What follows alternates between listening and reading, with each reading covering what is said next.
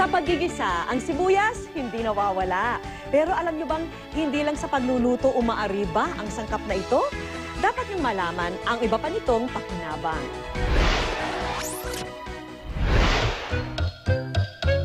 Alam nyo bang super amazing ang gulay na madalas magpaiyak sa atin? Hindi lang ito bida sa gisahan dahil meron din itong sari-saring pakinabang. Ang sibuyas o Allium cepa ay isa sa mga widely cultivated vegetable sa buong mundo. Kahit saang bansa ka pumunta, tiyak ikay makahanap ng sibuyas. Pula man o puti, bumibida ito sa mundo ng home remedy. Presenting the wonders of sibuyas.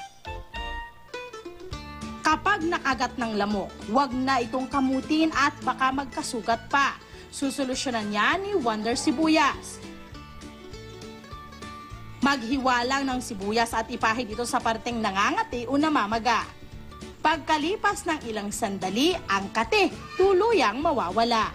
Ang onion, may mga chemicals siya sa loob katulad ng alliin na nangyayari, pinapa-increase niya yung blood flow mo at medyo nagwa-warm yung blood. So, ang nangyayari, ina-expel niya yung toxin through the skin. Sakali namang masunugan ng sinaing, itigil na ang mga hinaing. Dahil ang di ka nais-nais na amoy ng sunog na kanin, kayang-kaya ng sibuyas na tanggalin. Kasi yung onion din, medyo absorbent siya, no? Kasi almost full of water siya. So may chance na mag-absorb siya nung amoy. Hiwain lang sa 4 ang isang buong sibuyas at ipatong ito sa sinaing sa loob ng 5 hanggang 10 minuto. Hanggang sa tuluyang mawala ang sunog na amoy.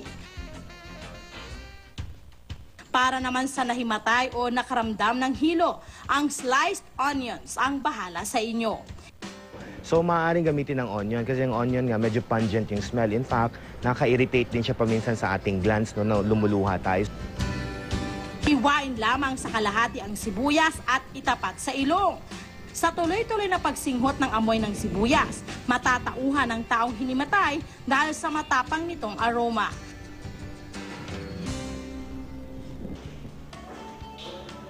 Talagang mabisa ang aroma ng sibuyas dahil maging ang masangsang na amoy ng pintura, kaya rin nitong solusyonan.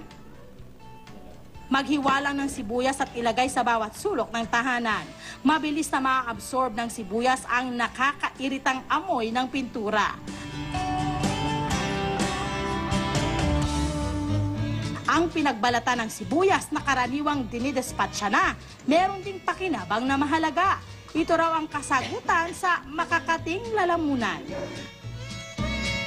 Ang onion may mga anti-inflammatory agents including sa kanyang balat. May tinatawag siyang quercetin which is proven na anti-inflammation. So yung sore throat mo ay medyo mababawasan.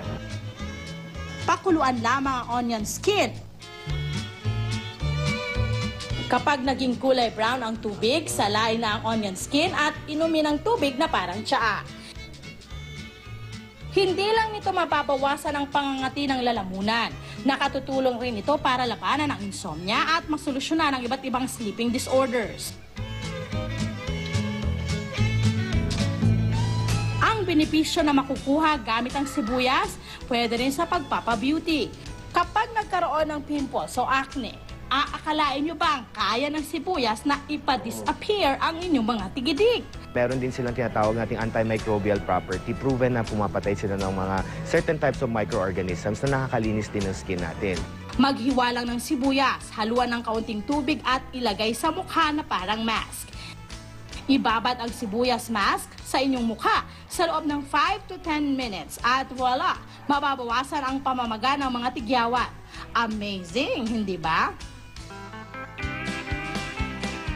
Ang sibuyas, best friend natin, hindi lang sa pagluluto, kundi pati na rin sa sari-sari mga problema sa kalusugan at tahanan. Kaya tumaas man o bumaba ang presyo sa merkado, sulit na sulit naman ang pagbili dito.